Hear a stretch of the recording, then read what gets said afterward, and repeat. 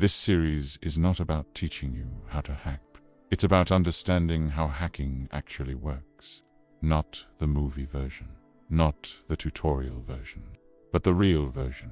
Most breaches don't start with code, and most victims never realize what really happened. The hacker never broke in. No firewall failed. No system crashed. No alarm went off. Everything was running. The logs were clean. The activity looked normal, and that's why no one noticed. Because the most successful hacks don't look like attacks. They look like routine. They hide inside everyday behavior, doing exactly what the system expects them to do. This hack didn't begin with malicious software or a hidden exploit. It began with trust. Most people imagine hacking as force-breaking systems, overpowering security. But real hackers rarely fight machines.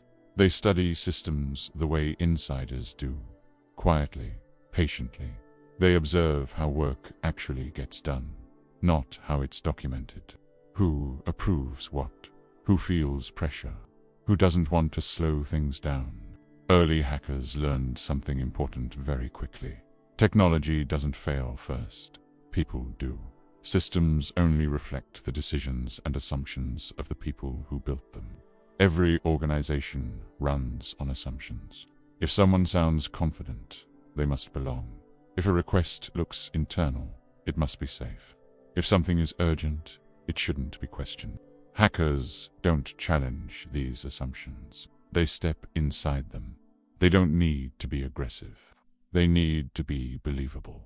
A message that feels routine. A call that sounds familiar. A request delivered at the right moment. Not dramatic, not suspicious. Just comfortable enough to avoid resistance. The goal isn't fear, it's comfort. Comfort lowers resistance. Urgency removes doubt.